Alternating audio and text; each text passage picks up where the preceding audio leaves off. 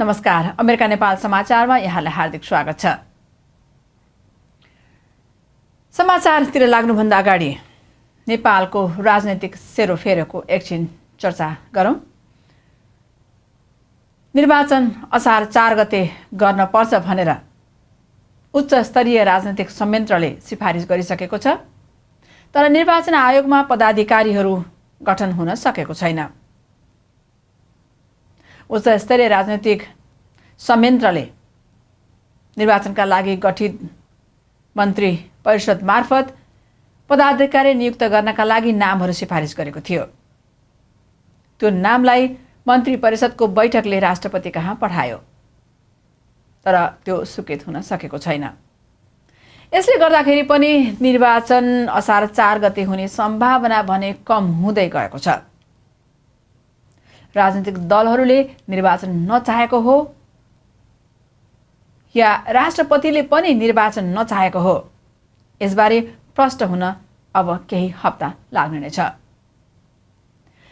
जे भए पनि नेपाली जनताको चाहना थियो निर्वाचन होस् र संविधान बनोस् र शान्तिपूर्ण वातावरणमा नेपालीले बाँच्न सक्ने अवसरहरू देखा परुन्, तर ती अवसरहरूको सम्भावना भने कम हुँदै गएको छ। राजनीतिक खिचातानीमै देश लामो समयसम्म बसि नै रहने छाँटकाँट पो देखिन थालेको छ। राष्ट्रपति डाक्टर रामवरण यादवले निर्वाचन आयोगका निवर्तमान पदाधिकारीहरूलाई फेरि निर्वाचन आयोगमै नियुक्त गर्न संविधान सम्मत हुन्छ कि हुँदैन भनेर मन्त्री परिषदले पठाएको नामलाई फेरि पुनः मन्त्री परिषदमै फर्काइदिनु भएको छ। यसले गर्दा निर्वाचन आयोगमा गरिने नियुक्तिको प्रक्रिया फेरि केही दिन ढिला हुन पुगेको छ। राष्ट्रपतिले पत्र लेखेपछि अन्तरिम चुनावी मन्त्री परिषदका अध्यक्ष खिलराज रेग्मी र उच्च स्तरीय राजनीतिक समितिका पदाधिकारी बीच छलफल पनि भइरहेको छ। राष्ट्रपतिले पत्र काटेपछि बालुवाटारमा अब के गर्ने र कसो गर्ने भनेर आकस्मिक छलफल सुरु भएको बताइएको छ। राष्ट्रपति यादवले निर्वाचन आयोगका पूर्व प्रमुख नीलकण्ठ उप्रेती र आयुक्तहरू दौलख बहादुर गुरुङ, अयोधी प्रसाद यादवलाई पुनः नियुक्त संविधान सम्मत हुने नहुने भन्दै संवैधानिक परिषदलाई आग्रह गर्नुभएको हो। यसअघि निर्वाचन आयोगमा रहेका उप्रेती, गुरुङ र यादवको नियुक्तिमा अन्तरिम संविधानको धारा 128 को उपधारा 3 र 7 आकर्षित हुन्छ कि हुँदैन भनेर संवैधानिक परिषदलाई लेखी पठाइएको छ। राष्ट्रपतिका प्रेस सल्लाहकार राजेन्द्र दाहालले भन्नुभयो, संविधानको धारा 128 को 3 मा आयुक्तहरूको कार्यकाल 6 वर्ष हुने उल्लेख छ भने 7 मा आयुक्त भइसकेका व्यक्ति अन्य सरकारी सेवामा नियुक्त हुन नसक्ने उल्लेख छ। संवैधानिक परिषदको बिहिबार प्रमुख 4 दलीय उच्च स्तरीय राजनीतिक समितिको सुझाव अनुसार प्रमुख आयुक्तमा उप्रेती, आयुक्तमा गुरुङ र यादवसँगै इला शर्मा र रामभक्त पीबी ठाकुरलाई सिफारिस गरेको थियो। उप्रेतीसँगै गुरुङ र यादव अघिल्लो संविधान सभा निर्वाचनमा आयुक्त नै हुनुहुन्थ्यो। 4 दलले सिफारिस गरेको 25 बुँदे बाधा अड्काउ फुकाउ आदेशमा यो विषयलाई सम्बोधन गरिएको छैन। कार्यकाल पूरा भइसकेका आयुक्तलाई नियुक्त नगर्न माग गर्दै सर्वोच्चमा रिट पनि परेको छ। यदि संविधान अनुसार अगाडि बढ्ने हो भने उप्रेती, गुरुङ र यादवलाई नियुक्त गर्न नमिल्ने कानुनविदहरू बताउँछन्। अहिले देशमा कानुनविदहरूको राज छ। प्रधान न्यायाधीश नै प्रधानमन्त्री बन्नुभएको छ। त्यसकारण पनि अब त देशमा रामराज्य हुनुपर्ने होइन र? तर पनि कानुन अनुसार, विधि र सम्मत अनुसार देश चल्न सकेको छैन। उच्च स्तरीय राजनीतिक संयन्त्रले जसो जसो भन्यो, वर्तमान प्रधानमन्त्रीले उसै गर्न थाल्नुभयो भने रामराज्य स्थापना हुने सम्भावना क्षीण हुँदै जानेछ।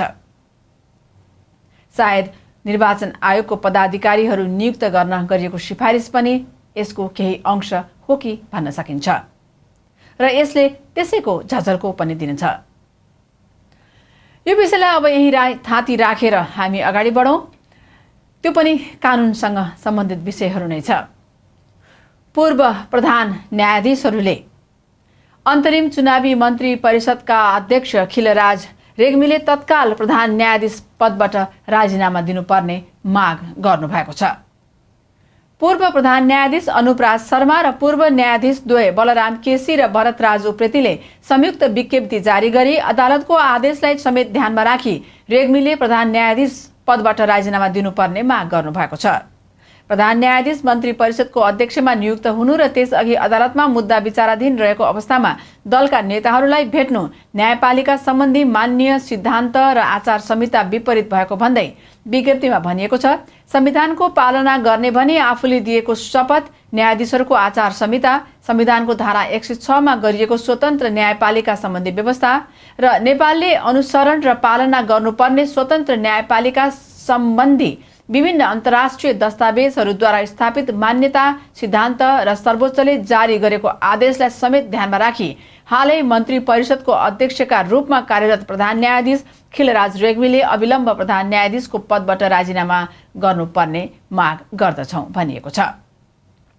धारा 158 को आधारमा संविधान संशोधन गरी प्रधान न्यायाधीशलाई मन्त्री परिषदको अध्यक्ष बनाउने कार्य कानूनी शासन, संविधानवाद, स्वतन्त्र न्यायपालिका र शक्ति पृथकीकरणको सिद्धान्त विपरीत भएको भन्दै पूर्व न्यायाधीशहरूले यस्तो कार्य स्वीकार नहुने बताउनु भएको छ।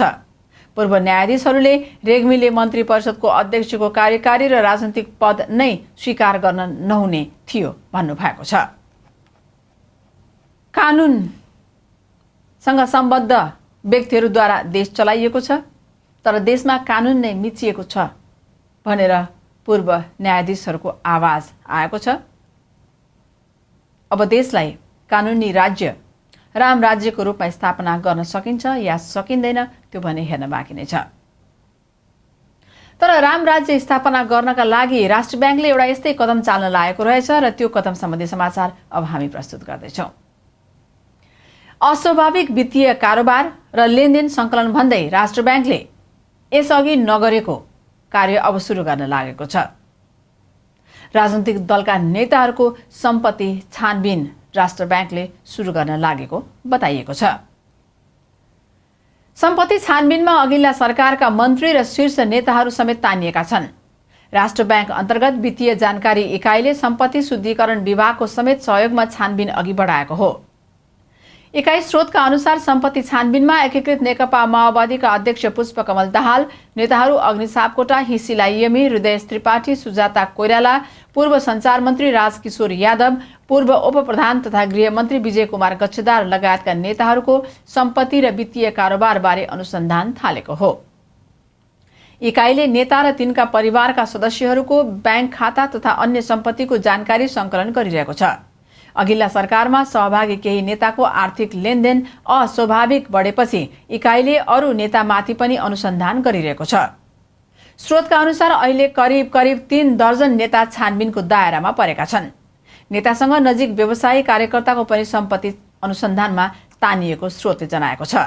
नेता र तिनका परिवारको अस्वाभाविक वित्तीय कारोबार फेला पारेका छौं। राजनीति बाहिरको मात्रै अनुसन्धानमा सीमित नभई अब नेताहरूले पनि सम्पत्ति छानबिन आयोगलाई सघाउनु पर्ने देखिन्छ। अब एकछिन नेपाली कांग्रेसका सभापति सुशील कोइरालाको भनाई। नेपाली कांग्रेसका सभापति सुशील कोइरालाले वर्तमान प्रधानमन्त्री खिलराज रेग्मीलाई अप्ठ्यारो पर्ने गरी कुनै किसिमको काम कारबाही नगर्न आफ्ना कार्यकर्ताहरूलाई निर्देशन दिनुभएको छ र कार्यकर्तालाई चुनावमा लाग्न पनि उहाँले आह्वान गर्नुभएको छ।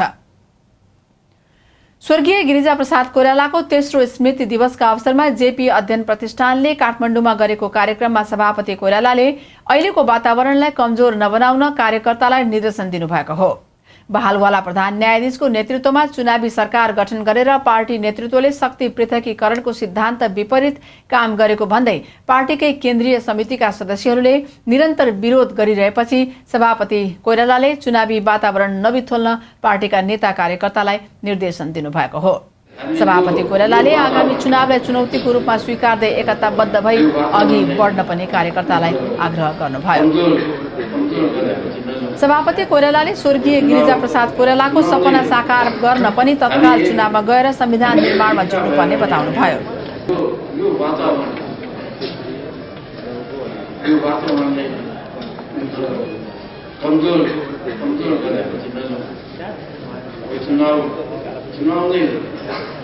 हामी एक हिस्सा भएर कार्यक्रम पनि नेपाली कांग्रेस मेजर पार्टीको रूपमा कार्यक्रममा नेकपा एमालेका नेता केपी शर्मा ओलीले लोकतान्त्रिक संविधान बनाउन पनि चुनावमा जानुपर्ने बताउनुभयो। विगतमा जनताले सही पार्टीलाई जनमत नदिएकाले संविधान बन्न नसकेको भन्दै नेता ओलीले चुनावदेखि डराएर एकीकृत नेकपा माओवादीले अहिलेदेखि नै चुनावी गठबन्धन बनाएको जिकिर गर्नुभयो। एउटा राजनीतिक सहमतिको सरकार बनेको छ। अब म सबैलाई आग्रह के गर्न चाहन्छु भने कुनै विषय फ्याँकिदिनु मात्रै समस्या समाधान हुँदैन। हामीले देशलाई समाधान दिएर अगाडि बढ्नु। कार्यक्रममा राष्ट्रिय जनशक्ति पार्टीका अध्यक्ष सूर्य बहादुर थापाले मुलुकको लोकतान्त्रिकरणमा स्वर्गीय कोइरालाले पुर्याएको योगदान अतुलनीय रहेको बताउनुभयो। एकीकृत नेकपा माओवादीका नेता अमिक शेरचनले प्रधान न्यायाधीशको नेतृत्वमा चुनावी सरकार गठन हुनु दलहरूका लागि दुर्भाग्यपूर्ण भए पनि चुनावको विकल्प नभएकाले सबैले निर्णयलाई स्वीकारेर अघि बढेको बताउनुभयो।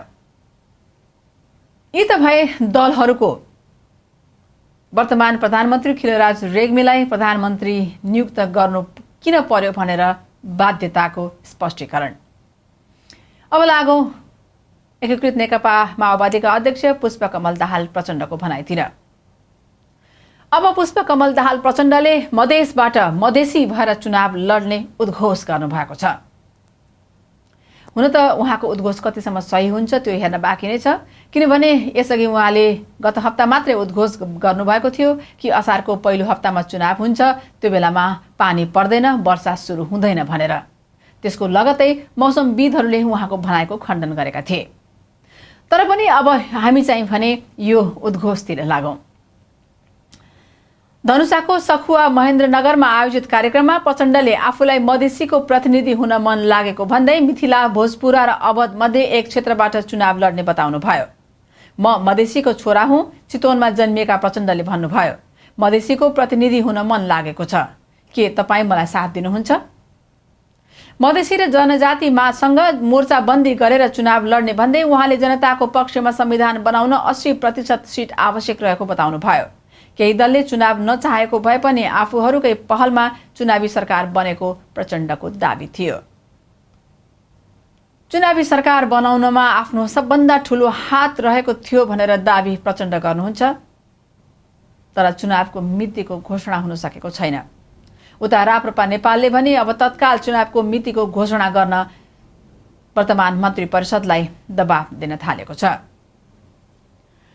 राप्रपा नेपालले सबै प्रकारका आशंकाहरूलाई चिर्दै तत्काल संविधान सभाको नयाँ चुनावको घोषणा गर्न मन्त्री परिषदलाई आह्वान गरेको छ। पार्टीका अध्यक्ष कमल थापाको अध्यक्षतामा पार्टीको केन्द्रीय कार्य सम्पादन समितिको बैठकले आगामी असारको पहिलो हप्ताभित्रै चुनाव गर्नलाई जोड दिएको हो। बैठकले निर्वाचनको तयारीमा जुट्न पार्टीका सबै तहका इकाइ र कार्यकर्ताहरूलाई आह्वान गर्दै चुनावका लागि सबै विकास क्षेत्रमा सम्मेलन आयोजना गर्ने पनि निर्णय गरेको पार्टीका प्रचार विभागका प्रमुख राजाराम श्रेष्ठले जानकारी दिनुभयो। वर्तमान सरकारमाथि 4 दलको अनावश्यक हस्तक्षेप भएकाले निष्पक्ष चुनावमा आशंका उत्पन्न गरेको पनि बैठकले निर्णय गरेको छ। बैठकले तत्काल निर्वाचनको मिति घोषणा, 4 दलीय उच्चस्तरीय राजनीतिक संयन्त्रको खारेजी, निर्वाचन आयोग भन्दा अन्य संवैधानिक अङ्गहरूमा नियुक्त नगर्न दबाव कार्यक्रम सञ्चालन गर्ने पनि निर्णय गरेको छ। अब लागौं सर्वोच्च अदालतको एउटा निर्णयतिर। सर्वोच्च अदालतले अख्तियार दुरुपयोग अनुसन्धान आयोगमा प्रमुख आयुक्तको पदमा नियुक्त गर्न लोकमान सिंह कार्कीलाई गरिएको सिफारिस तत्कालका लागि नियुक्त नगर्न अन्तरिम आदेश जारी गरेको छ। कार्कीलाई अख्तियार प्रमुख आयुक्त बनाउने प्रक्रिया रोक्न माग गर्दै परेको रिटमा सुनवाई गर्दै शुक्रबार न्यायाधीश सुशीला कार्कीको एकल इजलासले आगामी चैत्र 25 गतेसम्मका लागि नियुक्तिको प्रक्रिया रोक्न अन्तरिम आदेश दिएको हो।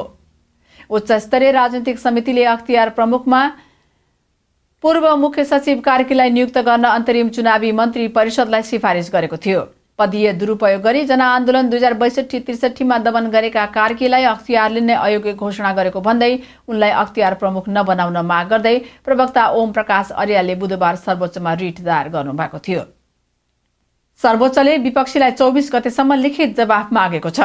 अन्तरिम आदेशलाई निरन्तरता दिने नदिने बारे छलफलका लागि चैत्र 25 गते दुवै पक्षलाई बोलाइएको छ। ट्विटमा राष्ट्रपतिको कार्यालय, अन्तरिम चुनावी मन्त्री परिषदका अध्यक्ष, संवैधानिक परिषद, एकीकृत नेकपा माओवादीका प्रचण्ड र कार्कीलाई पनि विपक्षी बनाइएको छ। अब भने एउटा चाखलाग्दो खबर छ, त्यो पनि राजनैतिक दलहरूसँग आबद्ध विद्यार्थी संगठनले अब चुनाव या कुनै पनि प्रयोजनका लागि उद्योगी व्यवसायीहरूसँग चन्दा नउठाउने प्रतिबद्धता गरेको खबर। हुन त यो प्रतिबद्धता लागू हुन्छ हुँदैन या भनिन्छ नि अन्डर टेबलबाट पनि लागू हुन सक्छ, तर पनि सार्वजनिक रूपमा भने यो प्रतिबद्धता आएको छ। त्यो हो नेकपा एमालेको भातृ संगठन युवा संघबाट। एमाले निकट युवा संघ नेपालले अबदेखि उद्योगी व्यवसायबाट चन्दा नमाग्ने घोषणा गरेको छ। युवा संघका नेता कार्यकर्तालाई अनिवार्य रूपमा व्यवसाय गर्न पनि युवा संघले निर्देशन दिएको छ। संघको पहिलो केन्द्रीय कमिटिको निर्णय शुक्रबार राजधानीमा सार्वजनिक गर्दै अध्यक्ष महेश बस्नेतले संगठन चलाउन उद्योगी व्यवसायीलाई दुःख नदिने घोषणा गरे। यसको अभ्यास हामीले यसपटकको महाधिवेशनबाट गरेका छौं। संगठनका नेता कार्यकर्ताबाटै महाधिवेशन सम्पन्न गर्यौं। संगठन र यसमा आबद्ध नेता र कार्यकर्ताहरू अब आत्मनिर्भर हुन जरुरी छ। बस्नेतले संघ र संघका नेतालाई आत्मनिर्भर बनाउने अभियान सुरु गर्ने जानकारी पनि दिए। युवा संघले अहिलेसम्म राजनीतिक अधिकारका मुद्दामा लड्यो। अब आर्थिक समृद्धिको अभियान घोषणा गर्दै अभियान युवालाई समृद्ध बनाउने तर्फ केन्द्रित हुने र यसै सम्बन्धी अब अर्को लडाईँ सुरु हुनेछ। बस्नेतले युवा संघका नेता कार्यकर्तालाई राजनीति पेशा बनाउन नदिने पनि बताए। अब युवा संघको सदस्य बन्दा पेशामा राजनीति लेख्न पाइँदैन। उनले कुनै पेशा, व्यवसाय वा जागिर गरेकै हुनुपर्छ, बस्नेतले भने। युवा संघले महाधिवेशनबाटै सहकारी, प्राकृतिक स्रोत व्यवस्थापन र उद्योग विभाग संगठन गरी समृद्धिको क्षेत्र अध्ययन सुरु गरेको बस्नेतले बताए। बाँसबारी, छालाजुत्ता, भिरकुटी, कागज उद्योग जस्ता कतिपय बन्द उद्योग धन्दा सरकारले चलाउन सक्दैन भने युवा संघलाई जिम्मा लगाए हुन्छ। उनले उद्योग चलाउन आफ्नो संगठन सक्षम रहेको पनि बताए। सामन्तवादी भयो, सत्ता अधिनायकवादी भयो, राजनीतिक भित्रको हत्या, हिंसा र बहुबलको प्रयोगले गर्दा जुन ढङ्गको लोकतान्त्रिक विधि पद्धति बस्नुपर्ने हो, जुन ढङ्गले समृद्धितर्फको यात्रा जानुपर्ने हो, बहुबलवालाहरूलाई ठेकको राजनीतिमा सहभागिता बढ्न थाल्यो। इमान, जमान, लोकतन्त्र, बुद्धि, विवेक हराएर जाने स्थिति बन्यो। अब त्यो कुराको अन्त्य गर्नुपर्छ र मुलुकलाई समृद्धितर्फ लानुपर्छ। यदि त्यस्तो लान सकिएन भने युवाहरूमा जुन ढङ्गको निराशा छ, त्यो निराशाले तीनटा परिणाम दिएको छ भन्ने हामीलाई लाग्छ। एउटा, युवाहरू पलायन गरेर विदेशतर्फ गइरहेका छन्, 30 लाखभन्दा बढी युवाहरू विदेशमा छन्। अर्को, युवाहरू विद्रोहतर्फ आकर्षित छन्। माओवादीको कथित जनयुद्ध, तराईको कथित सशस्त्र सङ्घर्ष, त्यो सबै युवाहरूको निराशाको परिणति हो। अर्को, युवाहरू विकृति विसङ्गतितिर उन्मुख छन्। कतिपय युवाहरू आपराधिक क्रियाकलापमा संलग्न छन्, दुर्व्यसनीका शिकार बनेका छन्। यो नेपालको विडम्बनापूर्ण स्थिति हो, नेपालको युवा आन्दोलन भन्ने हामीलाई लाग्छ। अब हाम्रो दायित्व के हो त भन्दा हाम्रो दायित्व पनि हामीले 3 सूत्रमा वर्गीकरण गरेका छौँ। हामी हिजो राज्यलाई दबाब दिने आन्दोलनका नायकहरू हौँ। अब राज्यलाई दबाब मात्र दिएर पुग्दैन। यद्यपि नेपालका युवा आन्दोलनका विषयहरू शिक्षा, स्वास्थ्य, रोजगारीको संवैधानिक ग्यारेन्टीका कुरा, युवा रोजगार बैंक स्थापनाका कुरा, खेलकुद विश्वविद्यालय स्थापनाका कुरा, स्वरोजगार कोषको व्यवस्थित ढङ्गले परिचालन र सञ्चालनका कुरा, युवा नीति निर्माणका कुरा, युवा परिषद निर्माणका कुरा अहिले पनि हाम्रो दाबी र मागका विषयहरू छन्। तर हामी त्यतिमा मात्रै सीमित हुन चाहिरहेका छन्। हामी राज्यलाई सहयोग गर्न सक्यौँ। सरकारको अन्त्य गर्न चाहन्छौँ। हामी गरिबहरूलाई समृद्ध बनाउने र श्रमजीवीहरूलाई समृद्ध बनाउने अभियानमा लाग्न चाहन्छौँ। हाम्रो यो कार्यदिशा युवा संघले बोकेको सन्दर्भमा हामीले भनेका छौँ। अब नेपालको युवा आन्दोलनलाई युवा संघले 2टा कुरा उपहार दिनेछ। त्यो भनेको एउटा आशा हो, एउटा ऊर्जा। युवाहरूलाई आशा दिन आवश्यक छ, युवाहरूलाई ऊर्जा दिन आवश्यक छ। हामी त्यो लक्ष्यका साथ हामी अगाडि बढिरहेका छौँ र हामीले हाम्रो पहिलो बैठक सम्पन्न गरेका छौँ। अब वर्षा र बाढीको चर्चा गरौँ, त्यो पनि ब्राजिलको। दक्षिण पूर्वी ब्राजिलमा अविरल वर्षा परेपछि त्यहाँ मर्नेहरूको संख्या 30 भन्दा बढी पुगेको त्यहाँको प्रतिरक्षा सम्बन्धी मन्त्रालयले जनाएको छ। मन्त्रालयका अनुसार यस अविरल वर्षाबाट 44 व्यक्ति घाइते भएका र तीमध्ये 3 जनाको अवस्था गम्भीर रहेको पनि बताइएको छ। यस प्रकोपबाट 1234 जना विस्थापित भएको बताइएको छ।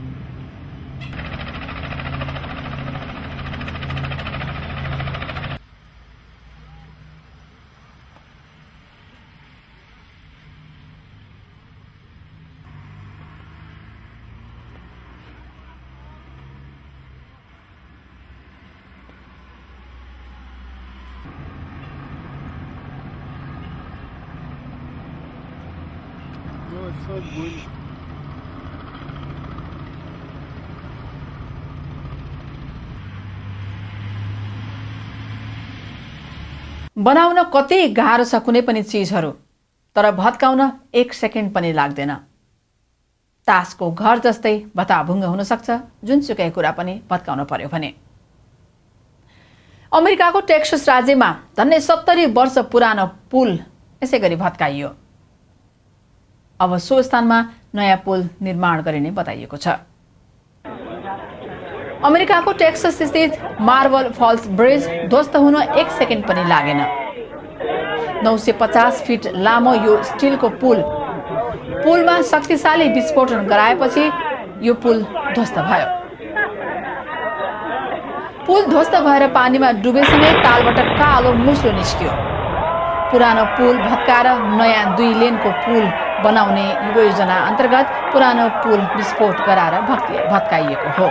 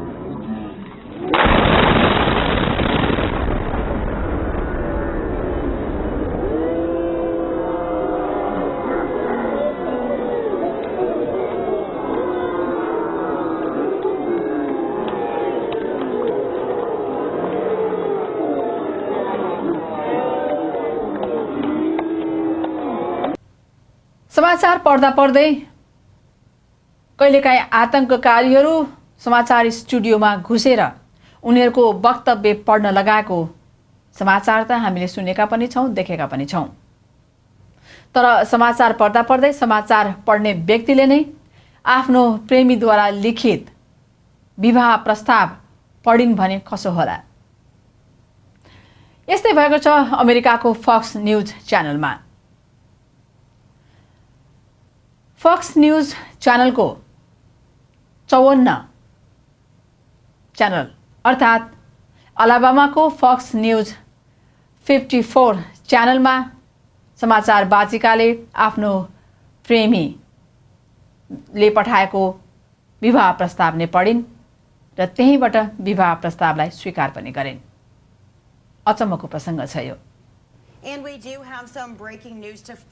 समाचार वाचिका जुलियन पावलिकाले ब्रेकिङ न्यूज पढ्ने क्रममा आफ्नै प्रेमीद्वारा लिखित बिहे प्रस्ताव पनि प्रसारण गर्न पुगेकी छिन्। हाकिमको निर्देशन अनुसार तुरुन्तै समाचार प्रसारण गर्नु परेकोले समय अभावमा स्क्रिप्ट पढ्न नपाउँदा उनीबाट यो भूल हुन पुगेको बताइएको छ। अन्जानमै पूरा स्क्रिप्ट पढ्दा उनी आफै छक्क परिन्। स्क्रिप्टको ठाउँमा उनको पुरुष मित्रले बिहेको प्रस्ताव लेखिदिएका थिए। उनले ब्रेकिङ न्यूज भन्ठानेर हतार हतार पढ्न पुगिन्। जिलियनले बिहेको सुन्दर प्रस्ताव पढेपछि भावुक भएर रुन पनि पुगिन्। Will you marry me? जिलियनले समाचार पढिरहेको बेलामा उनलाई विवाहको प्रस्ताव गर्ने मित्र भिन्स रेमोसले घुँडा टेकेर बिहेको इच्छा पनि प्रकट गरेका थिए।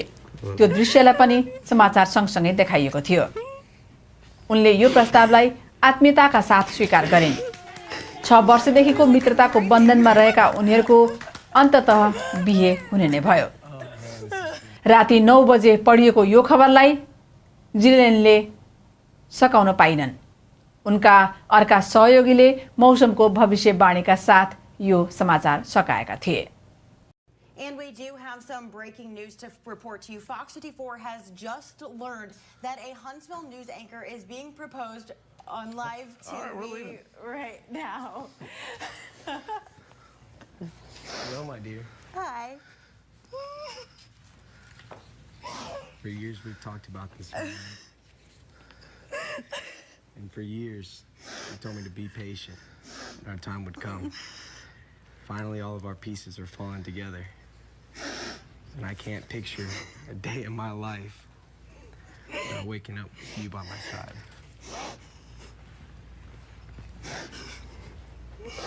Jillian Pavlica, will you marry me? Yes. Because you don't want me to say, okay. Thank you. Love you. I love you too.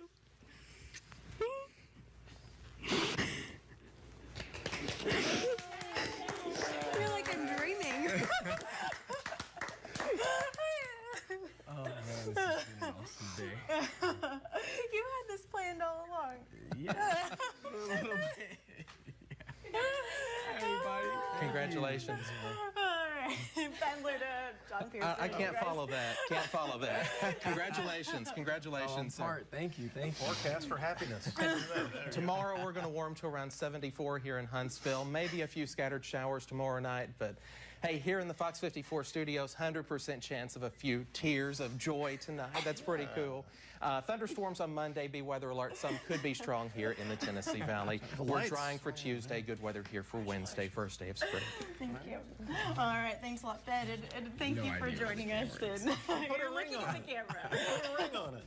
Thank you so much. Have a great night, everyone. Bye.